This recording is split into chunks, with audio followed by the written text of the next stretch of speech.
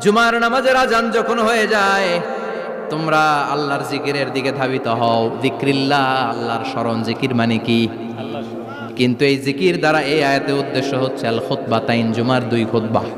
জুমার জিকিরের অনেক অর্থ আছে। জিকির মানে সালাত, জিকির মানে কোরআন, জিকির মানে ওয়াজ, জিকির মানে সংবাদ। আবার জিকির মানে জুমার দুই খুতবা। আবার জিকির মানে সুবহানাল্লাহ, আলহামদুলিল্লাহ, সুবহানাল্লাহ, আলহামদুলিল্লাহ, লা ইলাহা ইল্লাল্লাহু মুহাম্মাদুর রাসূলুল্লাহ সাল্লাল্লাহু।